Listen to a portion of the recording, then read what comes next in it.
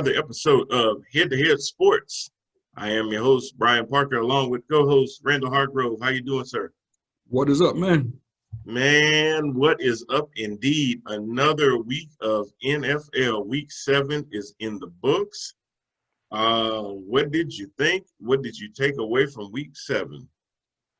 The main thing I took away from week 7 is the demise and the destruction and the implosion of the Dallas Cowboys.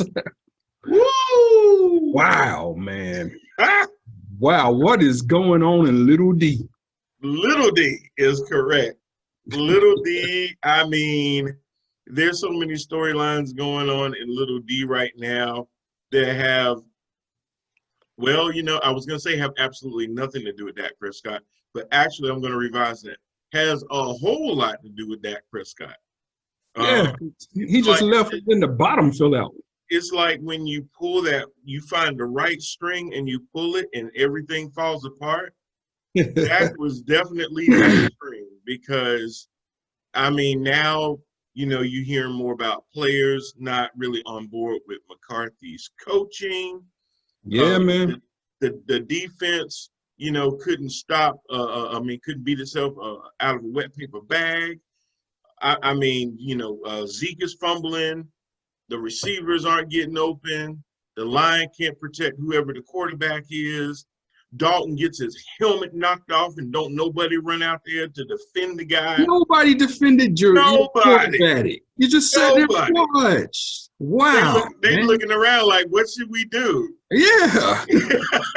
Haven't you guys ever watched baseball? It's like when your dude gets hit. That's how we're brawl. I mean, you already know. Okay, we're going to get fined, whatever. But somebody about to get their ass whooped. I mean, that's... Yeah. Look how the Steelers came to Mason's defense last year when he went to Yes. It don't matter if he's the first string quarterback. Say that's your quarterback. That's your guy. Even if you pick up, it's like having a little brother. I beat the mess out of my little brother, but don't you touch my little brother. That's right, man. You touch my little brother, that's going to be your ass. I couldn't believe that happened. And in Dallas's own backyard, that happened. And to your rival, the Redskins. You let the Redskin player, Bostic, blast your quarterback to the point where he don't know where he's at, to the point where there's been some talk about he might have messed himself. He got hit so bad. I saw that clip, yeah. And now, remember, though, it's the Washington football team. But to that point, you got beat by a team that don't even have a name. Yeah. No name. And no offense to go with it. No Kyle Allen did this to you. 25-3, man. You couldn't get in the end zone? You couldn't get one touchdown? Man, we was just sitting here a few weeks ago talking about the bottom falling out of Atlanta. The bottom has fallen out of the Dallas Cowboys. Oh, my God. It's looking like a yard sale. Players are being offered left and right. You can have this one. You can have that one. I'm reading the press just today, and 2 former Carolina Panther players are now released. Mr. Worley, a cornerback, and Dontari Poe, the defensive tackle. Both of them being put up for sale, basically. They asking for trade value, but, I mean, come on. Who's going to trade for defense for 2 defenders that's part of a defense that's giving up 40 points a game? Correct. Nobody. And if anybody did want them, they'd get them at a lowball price, and they're gonna wait for you to release them. Why am I going to give you draft picks for somebody you don't want? And if I just sit it out, let them clear the waiver wire, I can get them on the cheap. And they will, because no draft capital is being given for either one of these kids. No. Those days for either one of them. Poe didn't do that until I think he was in Atlanta, and then the Panthers got him from Atlanta and maybe gave up a pick just because they wanted him like that. They wanted, one of those big old hog mollies up in there, but there ain't nobody gonna give you nothing for that. You might as well go ahead and release them now. Might as well, man. Do you and yourself a favor and just go ahead and let them go. So with that said, though, since we started with the NFC least, And I'm so happy you did because, I watched that to the end as far as the score and just making sure that they weren't going to score a touchdown against the no-name team. So now they have 2 wins. The Eagles have 2 wins. Washington football team has 2 wins. Will the Cowboys win the division? The Cowboys will not win this division now. They don't have a quarterback. They don't have a quarterback. All of the dominoes are falling in line for the Philadelphia Eagles to be handed over this division, hopefully with 8 wins. But we'll see. Who knows? Yeah, they're going to win this by default. And speaking of the Eagles, that is who the Cowboys face next. I see. Primetime game. 8 o'clock this Sunday night. Both two. I'm going to call them both 2 and 5 because the Eagles are 2-4-1. So to me, that's still 2 and 5 because that tie could come back to haunt them. So I look at it as a detractor in the L, not so much anything in the win column. A tie didn't help you like that, especially when you're playing in the division. Now, if you were going to be 10-5-1 or 11-4-1, then yeah, but 2-4-1, that one don't help you at all. 2-4-1 versus 2-5 for a battle for first place. First place in the NFC East.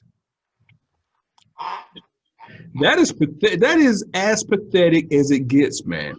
We are halfway through the season. And this is a battle between 2 clubs for first place in the NFC East. Terrible. That's terrible. That's terrible. And the saddest thing is, at 1-6, the Giants are really only 1 game out. Oh my God, man! Oh God, couldn't happen to a better team. Oh God. if you and I put together a football team right now, here today, and got stuck in the NFC East, we'd be 2 games out of first place. We'd be world beaters. We'd be 2 games out of first place. Oh my goodness. Pitiful. Oh, that is horrible. That is horrible, but it's so true. It's also very delicious. Anything that can happen to the Cowboys, even when my Panthers don't quite pull it out, makes me feel a little bit better on a Sunday. That is for sure. Yeah, we will continue this destruction because I do not see Dallas beating Philadelphia this Sunday night. I don't. No.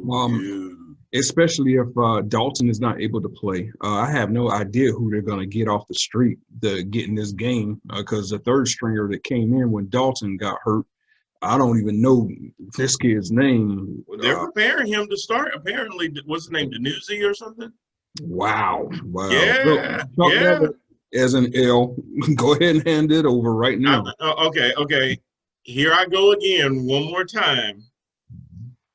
Kaepernick, yeah. But, I'm kind of closing the door on Kaepernick. I am too. The NFL has. I am too, but when I've given up hope on that one. When I see this and I don't even see him getting a workout, I ain't say sign the man. Bring him in for a workout. Hell, Dez Bryant been on the shelf for 2.5, 3 years, and the Ravens done signed him to the practice squad. Just got on the practice squad. I saw that. All I'm saying is work the guy out. So you're trying to tell me that you feel better about Danuzi than having a mobile quarterback that can be behind an offensive line that is suspect and maybe be able to extend the play to get to Gallup, CeeDee Lamb, and Amari Cooper, or be able to check down to Elliott. You telling me that Danuzi's your guy and that this other guy that has the freshest legs in the NFL because he ain't played may not be a better option. Okay. He's absolutely a better option. Anybody who argues against that, they just they just hate Kaepernick. What can you say? That's my opinion. And that's the problem. Jerry Jones is probably the worst person that would be in that situation to have to eat some crow and bring him in. That would almost be irony at its best if it came down to Jerry Jones having to be the one to give him a job after he always said, no, the anthem is played, they're gonna be standing straight up, toe on the line, and all that, like they at West Point or something. Exactly, and that's exactly why you will never see Kaepernick sign to Cowboys. But Jones is a very powerful owner in this league, so he has a lot of power when it comes to those closed door meetings with the owners. There's a reason why Kaepernick isn't signed anywhere in the NFL. It's called collusion. I mean, it never got proven, but to me, if you are the NFL, you're not handing over a settlement to this guy if there was no collusion going on and no evidence of collusion. So the mere fact that they handed a settlement over to Kaepernick or offered him a settlement just proves it to me. Owners got together. It's too easy. It's too easy to get together in closed door, no media access, and say, hey, we don't want this guy in the league. It's only 32 of them. 32 to make that decision. That's true. And with revenue sharing and everything else, hey, it's like Jerry Jones is New York City, and some of these other ones are smaller states. You got to take your lead from the big city, because when it comes to revenue sharing, they pull in a lot more revenue. Got that right. You got that right. So even if you are sitting in a small market, Charlotte, North Carolina, and you do want to wave your hand at Kaepernick, come in and have him for a tryout, you got probably 30 other people in the room that are looking at you like, what the hell are you doing? Exactly. So, yeah. That's the reason why you never see Kaepernick in the league. I think Cap's accepted it. I know I've accepted it. So it is what it is at this point. I have too. I just like bringing it up because the fact that we'll stick with these guys we ain't never heard of when there's actually a viable option out there, and you would refuse. I thought your goal was to win. I mean, hell, you'll bring Antonio Brown back for his third, fourth, fifth time. I mean, there's a lot of guys that'll get recycled, but if they kneel for that flag, boy, that's a death sentence. Apparently, that's just one step too far. You can beat your wife. You can sit there and talk about the owner.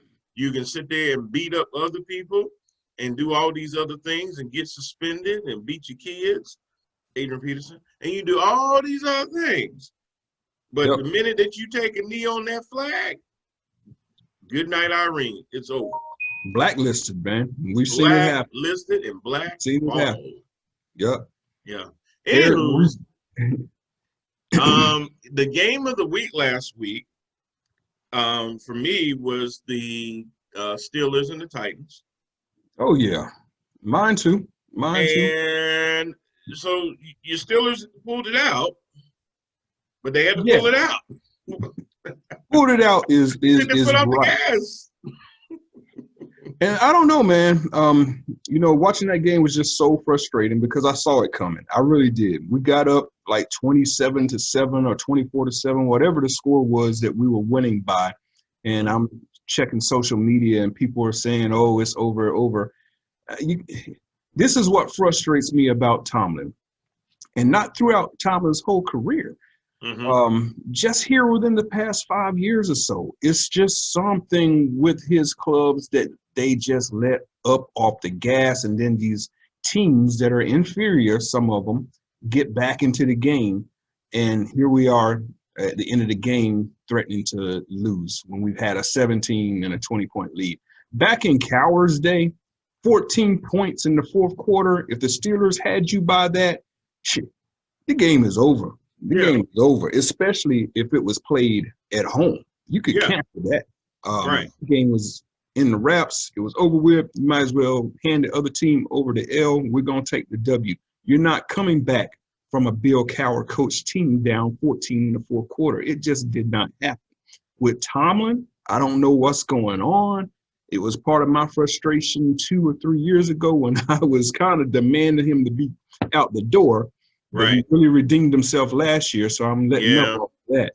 I remember that 2 and 3 years ago. It was almost like, man, he was holding on by a string. Yes, he was. Everybody was ready for him to go because the team was mediocre.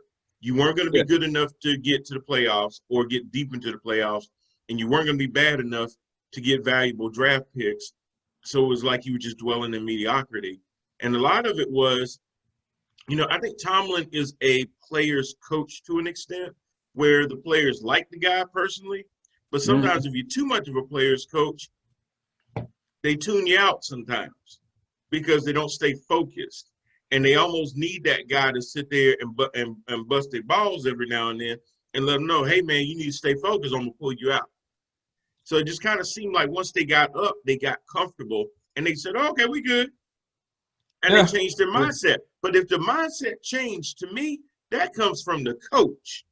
It comes from the coach, man. I mean, like I was saying, I've seen it just so many times over the past 5 years.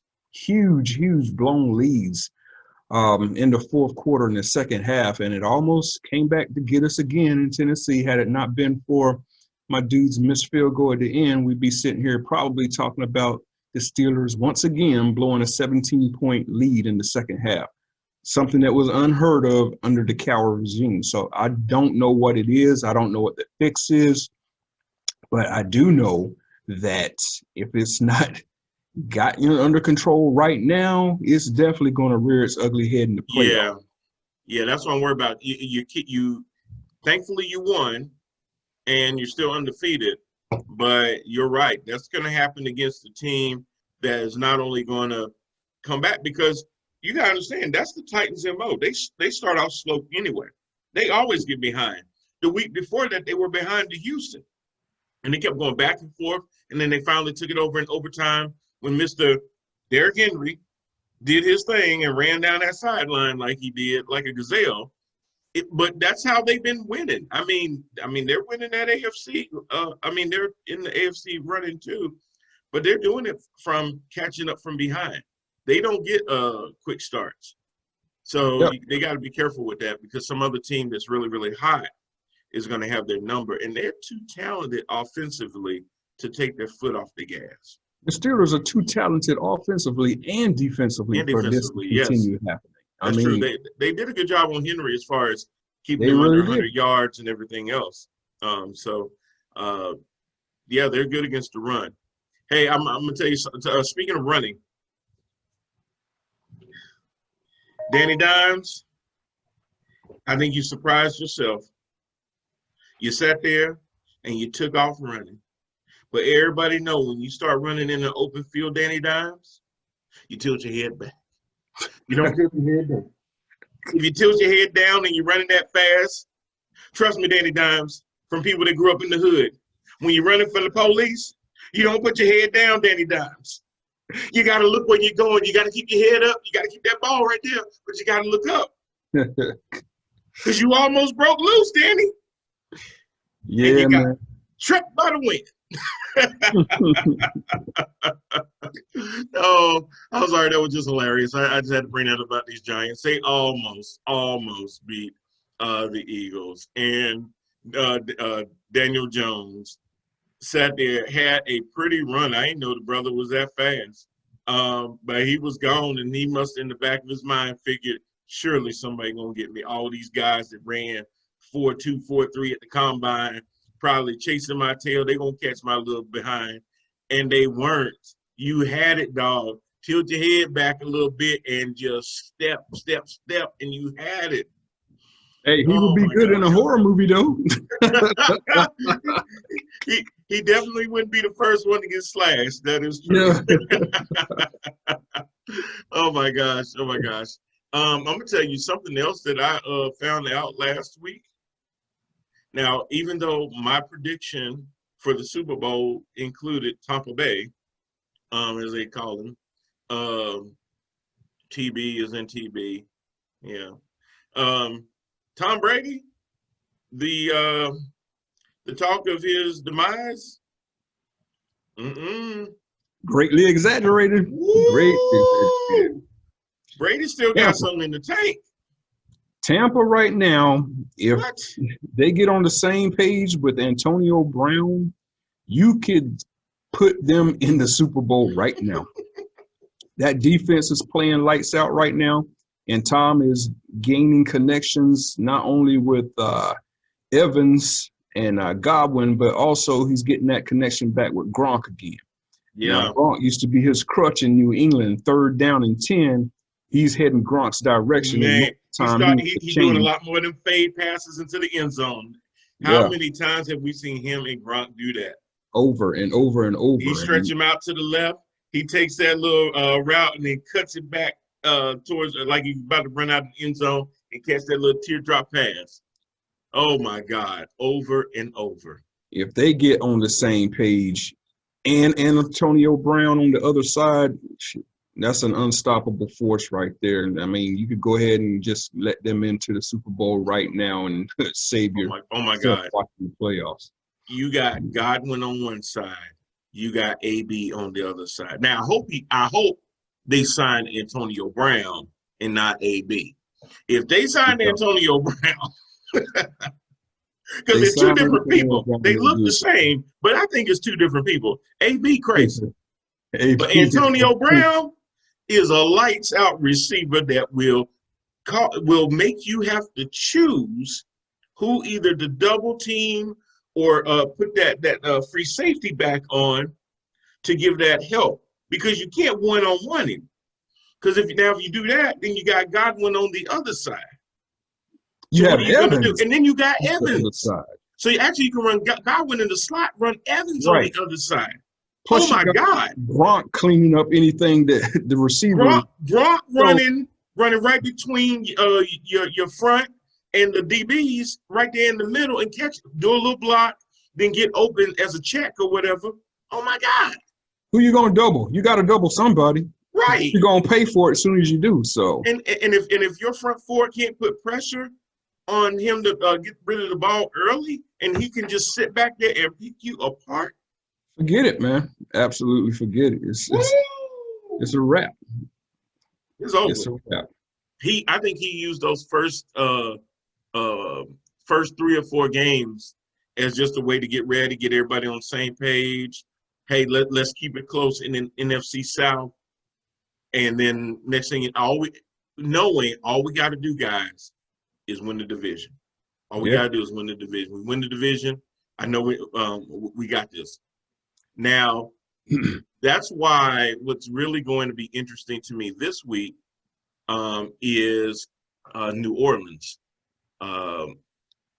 because they're playing in Chicago. And you asked me a couple weeks ago when Carolina played Chicago, does anyone on the Bears scare me? And I still say no. Even though they got the best of Carolina, I think I still don't see anybody on the Bears that scares me like that other than Khalil Mack. Khalil Mack scares anybody. Yeah, you probably do have some uneasy thoughts about him if you're a quarterback, Right. because you see him over there just chomping at the bit. And King Hicks, and he on the Bears too. Yeah. Yes. Yeah. So probably Mac make me pause for a second. But if you can block them well, or you have a quarterback that can get the ball out of his hands quickly, it negates them, and they have to become more run stoppers and everything else. But New Orleans, to me, could be dynamic enough to go in and beat the Bears, even if it's a close scoring game. I'm not saying it's going to be a 40-point game, but it may be in the teens or low 20s. I can see that happening. But the biggest thing is that the Bears are pretty much done as far as the NFC North to me. To me, that's Green Bay's. Yeah. I think that's Green Bay's. But that game is going to be more important to the Saints so that they keep pace with Tampa Bay. That's the biggest thing. New Orleans right now is 4-2. Tampa is 5-2. So they're effectively tied for the top of the NFC South. Now Tampa is not going to lose this week because they're going to New York. My God. Yeah, and it didn't matter if I said whether it was the Giants or the Jets. It was going to be It W doesn't either way. matter. It doesn't matter. It does happen to be the Giants on Monday Night Football, no less. I don't care if the Giants and Jets put themselves together and form the all-star team. I mean, they're not beating the Bucs this week. It won't matter. So with that said, the Saints really need to, if they want to ruin Tom Brady's coming out in Tampa Bay this year, they're going to have to make sure that they win the games that they're supposed to win, because Tampa definitely is going to win against the Giants. Yeah, they're going to have to keep up. Now, I'm going to be honest. Carolina ain't that far out either. Yep. I don't think I don't know if they can pull it off. That's exactly where I was going. Yeah, but if they could play Atlanta 8 times a year, I think they win at least 6 of them. Yep. I think they got a chance to. So the Carolina game is intriguing me because I don't know if McCaffrey is going to play in it or not. The Panthers, even if McCaffrey doesn't play, I mean, they got this one against Atlanta. I mean, I'm pretty sure that they can not lose this game. But when they beat the Falcons and they are sitting 4-4, don't count the Cats out for a playoff spot. As crazy as that sounds, if they can make the right move at the trade deadline and bring in somebody, a missing piece maybe off the defensive line, maybe the guy up in the in New York right now, Quentin, I'm forgetting his last name, that is a defensive tackle or whatnot. The Jets may have him on the trade deadline. He was a former former first-round pick, 3rd overall. Great defensive tackle, only 25, 26 years old.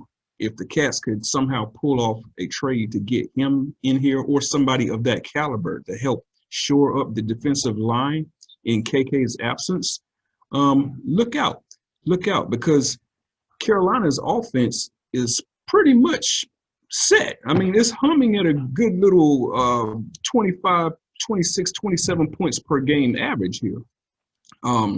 Yeah. Bridgewater is not always the Bridgewater that we want, but he's still a very efficient quarterback.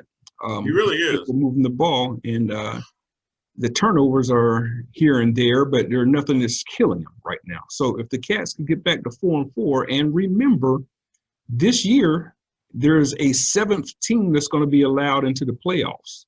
That is true. So now, and the funny thing is, on the last show, you called out DJ Moore. I need you to be a number 1. I need you to step up. I need you to do this, that, and the third. My man responded. I give it to him. He responded. I'm like, who's this dude? Right. Where you been, dog? Yep. The season started a couple of weeks ago, but better late than never. Is that what we doing? Yep. Now, if the Cats get that version of DJ Moore with Robbie Anderson on the other side and a combination of Davis and McCaffrey. And with Samuel. And Samuel in the slot. Samuel, the chain mover, because that's what he does on 3rd down, is move the chains for us. I mean, that offense is set, looking nice. We just got to show up a little bit defensively. I agree. I didn't think the offense – I didn't know how the offense was really going to be this year, because I really didn't know what Bridgewater's dynamic was really going to be as far as being able to move the ball down the field with this team. Was it going to be a lot of McCaffrey on 1, McCaffrey on 2? Now it's 3rd and 14 because I took a sack. Now do I have to make this impossible, incredible, spectacular throw to DJ Moore? Because at the time I didn't know Robbie Anderson was just going to make people look stupid like that. But I've been pleasantly surprised with them. They've actually gotten almost more wins than I thought they would all season. So I'm playing with house money with them. Yeah, I mean, even though they lost to the Saints, they were right there in the game the whole time. Right. Wasn't a blowout, and they easily could have had that game. I think I'm pretty sure that probably woke the Saints up. Like, whoa, wait a minute. When the season started, and they looked down, everybody looked down at their schedule and say, man, looking at this schedule, man, we could be, 9-7, 10-6. I'm sure they counted Carolina as a sure win. We all did. Yes, we did. When we were sitting there adding up the wins at the beginning of the season, and we said Saints without hesitation, loss. And then it comes out that it's like, I had the Panthers preseason prediction 4-12. Right now, they're 3-4. 3-4. So they have greatly exceeded expectations. You know, I don't want to speak too soon, but as long as they're playing at this level offensively and get a little bit better defensively, hey man, playoffs are not out of the realm of you know. No. Not Well, out. I agree, and I'm gonna be honest with you. They really need to, if they win the games that now I believe that they can win and should win, they'll be in good shape. And they need this Atlanta win because the week after that they got to go to Kansas City. Yeah, don't chalk that one up as an L. I mean, I've seen some chinks in the chain, but I don't know if Carolina can get in them chinks. Now and then they don't get any easier. Then they come home the following week and it's Tampa Bay. Now, if they could somehow, I know I'm talking crazy. Make sure I'm not ain't nothing in there. Make sure. I mean, if they could somehow do something to Tampa, that could change the whole dynamic. Now, the problem is AB will be one game in, and I doubt that that's going to happen. But that is going to be one. You know, you play differently when it's a division game a lot of times. You know, you throw your records out of the door a lot of times. That could get them up, knowing that they could play a little bit of spoiler. As far as Tampa wanting to win the division and stuff like that. So, but what I'm saying is that's why the Atlanta game brings so much more importance because you got to go to Kansas City, then you come home and you got to deal with Tampa Bay. Then the following week out after that, then you got Detroit coming to your house, a winnable game. Because you know Matt Stafford is going to throw at least a pick or two. So just be ready, catch it, and you're good. So, so they I mean, they have a chance to really keep their head above water a little bit, and that's kind of how I see them. I kind of see them dog paddling, treading water right now, but don't slip up to Atlanta because you got two very, very challenging games right after that. So they can go into Kansas City being 4-4, even if 2 weeks after that they end up 4-6. That's not terrible. Yeah. Those games that they have to win, I mean, games that they're supposed to win, they have to win. That's what I'm trying to say. So this one with Atlanta tomorrow night, you know, it's a must win. It's a must win just based on everything that's out in front of them after that. But while we're talking cats, I also need to talk about an ex-cat, Cam Newton. What's going on, bro? I was going there next. You Carolina, know, I had high hopes. I had high hopes for the brother. I said, you know, if anybody can take him and exploit his strengths and hide his weaknesses, it was going to be Bill Belichick. Because he puts you in a system, and as long as you play within that system, you tend to be successful. Matt Castle, Tom Brady, Jimmy Garoppolo. Cam Newton by far is the most athletic quarterback Belichick has had in the last 20 years, hands down. But he can't get in your head and make you make good decisions. I don't know what in the world's happened to Cam. I know Jeff Garcia wanted to concentrate more on what he wore after the game. You know, I'm so past that. I don't care what he wore. I know where he threw them balls, and it wasn't to his team. At the feet of receivers. I'm sitting here watching that game, and you know, as impressed as I was with Cam when he went out to Seattle and did what he did in prime time and almost won that game, it's a complete reversal back to the Cam of Carolina, where you got balls thrown at receivers' feet, you got overthrows, you got him, you know, once again, throwing off that back foot, poor mechanics, poor decisions. Right now, Cam has 2 touchdown passes, 7 interceptions. 2 touchdowns, 7 interceptions, an overall quarterback rating of 71. Horrific numbers. Those are backup quarterback numbers, backup quarterback ratings. So this game coming up with the Patriots have this week. I And mean, the Bills. at the Bills, it could be everything for Cam Newton. We're talking about teams hitting their floor and hitting their bottom. This might be Cam Newton's bottom coming up here with the Bills. Big game, divisional game. He's really going to have to show something in order to keep the heat of Stidham off of his butt. Because, as we all know, coach from the dark side, Mr. Coach Belichick, will not hesitate to pull you and put in the backup. I'm actually surprised. He did announce Cam is going to still be the starter because he feels like Cam still gives them the best chance to win. But let me ask you this about the Pats. With Buffalo being 5-2 and definitely leading the AFC East, then you have Kansas City at 6-1. Then you got those good old Steelers at 6-0. The Ravens at 5-1. The Browns at 5-2. And the Titans at 5-1.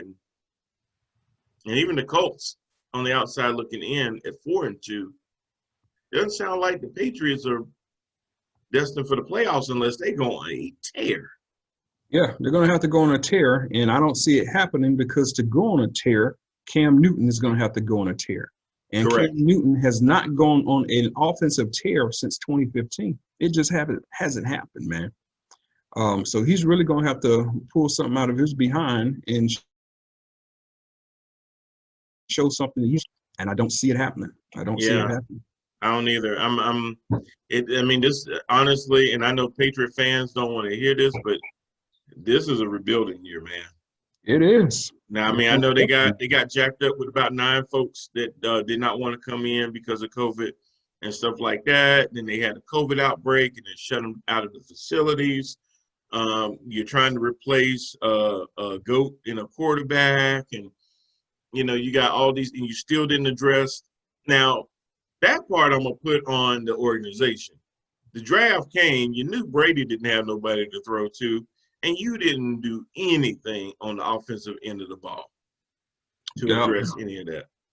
Yeah. Once again, no reliable receivers. You got some question marks out there at receivers. You got, Mr. Neal, whatever his name is, N'Keal Harry, yeah. N'Keal Harry, who you got a lot of confidence in or a lot of hope in, but he's definitely showing that he's not ready to be that number one. So who is the number one? You're still relying on Edelman. Edelman is only, just Edelman, slot Edelman. But I mean, what was he? I mean, he's right behind Frank Gore. What is he, 82 years old? Yeah, about 82 years old. He can only do so much in the slot. He did a lot of damage with Brady, but Brady's enjoying the sunshine of Tampa Bay right now.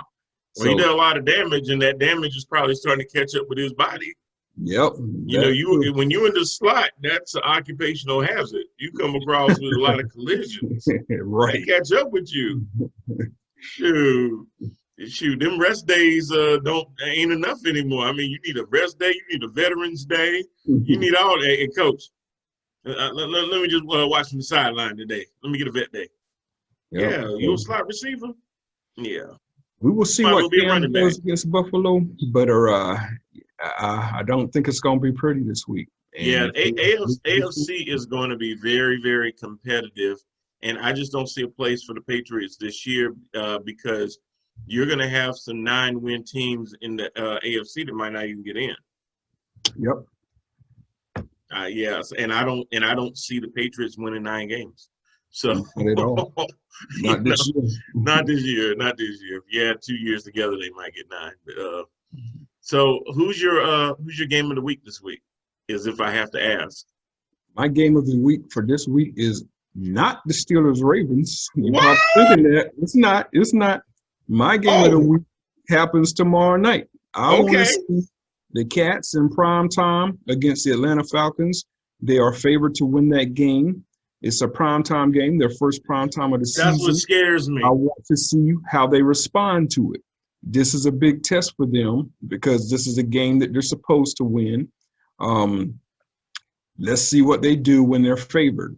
Can they get themselves to 4-4? If they could get themselves to 4-4, 8 games into a 16-game season, hey, they're right there in the mix of things where anything can happen. They got to get through some tough ones, which they probably will not win. But if they win the ones they're supposed to, then who knows what could shake out at the end of the year. But it all starts tomorrow night. Okay. I agree with you, but I am going with Steelers Ravens because of the ramifications of this game. Steelers win. They get a firmer grip on the AFC East. I'm sorry, AFC North. They get a firmer grip on the AFC North. If they don't, they tie with Baltimore at 6-1, and then the Browns are 1 game out of first place. Things are getting tight.